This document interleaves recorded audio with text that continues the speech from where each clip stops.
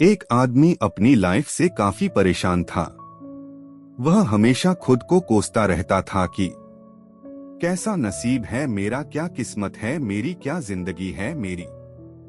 हर परेशानी मेरे साथ ही है, हर दुख मुझे ही आकर घेरता है, हर झंझट मेरे ही सर पड़ती है।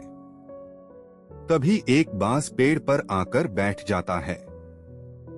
वह परेशान इंसान जब उस बांस को देखता है तो कहने लगता है कि इस बांस की जिंदगी कितनी अच्छी है, इसे ना खाने की चिंता, ना पीने की, ना पहनने की और ना ही परिवार की मस्त आसमान की खुली हवाओं में कभी इधर घूमता है कभी उधर घूमता है।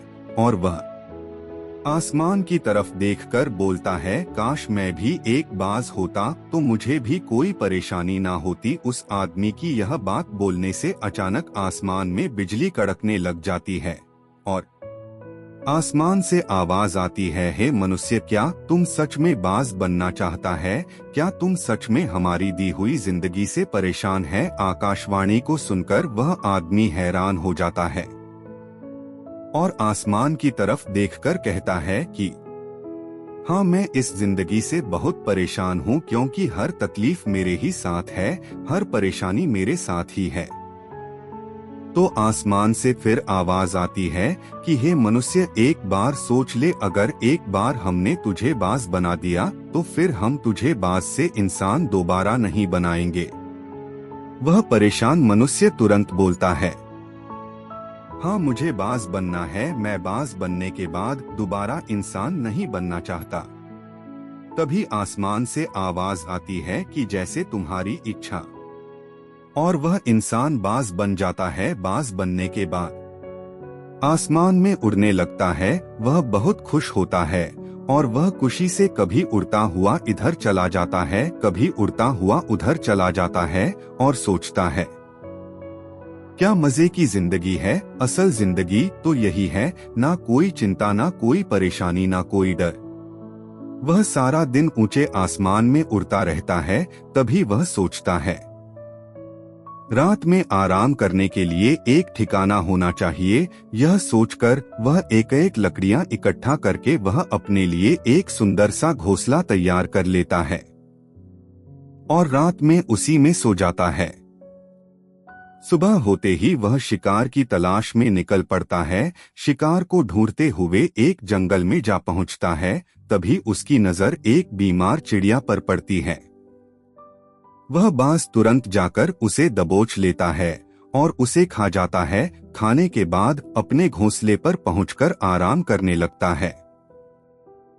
सुबह उठकर फिर से शिकार की तलाश में निकल पड़ता है, लेकिन इसे कोई भी शिकार नजर नहीं आता। थक हार कर वापस अपने घोंसले की तरफ चल पड़ता है और घोंसले पर पहुंचकर भूखा प्यासा ही सो जाता है। तभी एक भयानक तूफान आता है। तूफान के रुकने के बाद बारिश शुरू हो जाती है।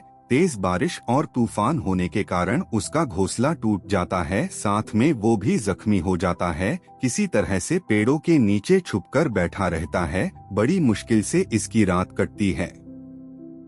जब सुबह होती है तो बारिश रुक जाती है, लेकिन इस बारिश तूफान के कारण बाज के पंजे में चोट लगी रहती है, जिस कारण से वह बाज अपना शिकार भी नहीं कर पाता है। 2 दिनों से भूखे प्यासे होने के कारण उसके अंदर ताकत तक नहीं रहती।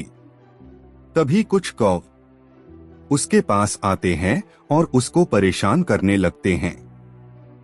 कौवों से परेशान होकर बाज वहां से उड़ जाता है और उड़ते उड़ते उसे रास्ते में एक मानव अस्पताल दिखाई देता है और अपने आप से कहता है कि काश आज मैं एक इंसान होता तो ऐसे छोटे मोटे जख्मों का हॉस्पिटल से इलाज करवा लेता, या किसी को बता देता कि मैं भूखा हूँ, परेशान हूँ, मेरे साथ यह परेशानी है।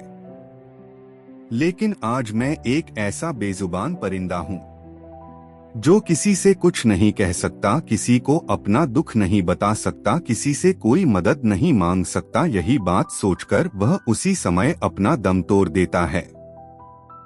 दोस्तों, बास तो अपना दम तोड़ जाता है और जाते जाते हमें यह सीख भी दे जाता है कि आपको जैसा बनाया गया है, आप जैसे भी हो उसी में खुश रहो और उसी में बेहतर करने की कोशिश करते रहो, ना कि इस बात से परेशान रहो कि काश में ऐसा होता, काश में वैसा होता, काश मैं यह बन जाऊं। आपको जैसा भी बनाया गया है, आप उसी में अपना सर्वश्रेष्ठ करने का प्रयास करते रहो।